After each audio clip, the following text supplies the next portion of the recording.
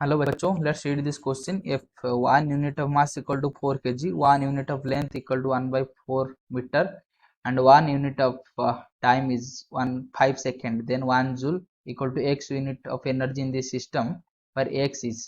तो क्वेश्चन में हमको ये फाइंड करने के लिए बोला है कि जो 1 जूल एनर्जी है तो उसका एक दूसरी सिस्टम में उसका एक्स यूनिट उसका वैल्यू है। तो इधर एक्स का वैल्यू हमको फाइंड करना है, मतलब दूसरी सिस्टम में उसकी यूनिट कितना होगा 1 जूल जूल एनर्जी का।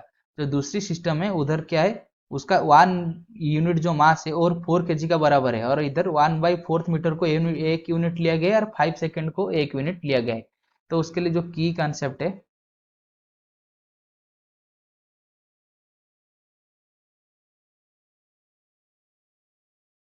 तो की कंसेप्ट क्या है, तो की कंसेप्ट ये है कि n1 u1 equal to n2 u2। तो n1 क्या है, numerical value in fast system, u1 उसका डायमेंशन, n2 सेकंड सिस्टम में उसका न्यूमेरिकल वैल्यू, u2 क्या है उसकी डायमेंशन। तो इसको हम ऐसे लिख सकते हैं कि n1 by n2 equal to u2 by u1। इधर n के n1 की n1 बाई n2 था, तो n1 कितना है, n1 है 1 जूल, दैट इम्प्लाइज हम ये लिख सकते हैं कि ये है 1 जूल, और n2 में कितना है, ये है x यूनिट जिसको हमको फाइंड करना है, equal to u2 second system में उसकी डायमेंशन क्या है। तो मान लीजिए इसको, मान लीजिए उसका मास को दे दिया m2, तो एनर्जी का डायमेंशन क्या है, एनर्जी है m1, तो m2 का भी 1। मान लीजिए लेंथ का इस दूसरे सिस्टम में है l2, तो l2 और t2 -2। सिमिलरली दूसरे सिस्टम में क्या होगा, जो पहले वाले सिस्टम था इसका, मान लीजिए उसका m1 है और इधर l1 का 2 और t1 का -2।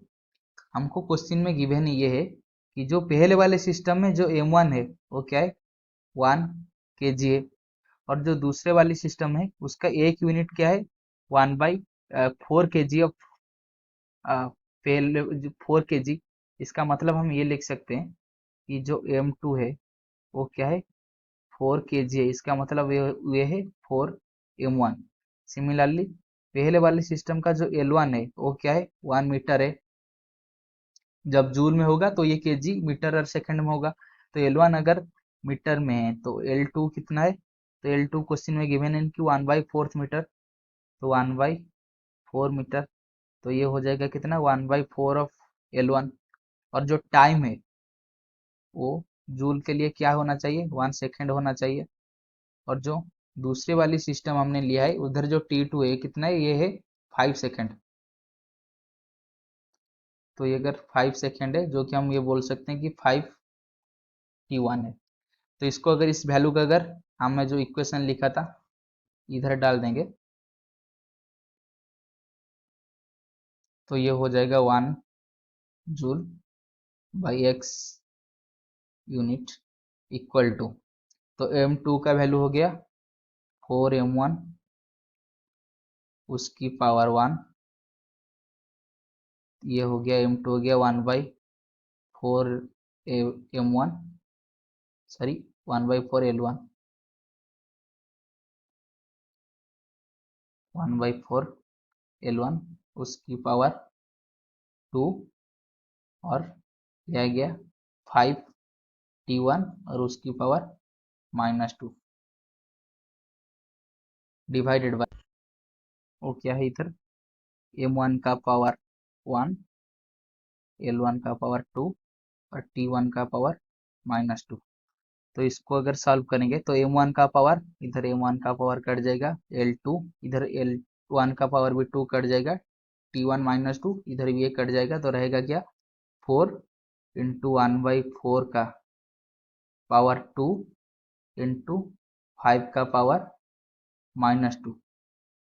तो ये आएगा कितना, तो ये 1/4 का स्क्वायर, ये 4, तो ये हो जाएगा 1/4 इंटू 5 का पावर -2 यानी कि 1/25।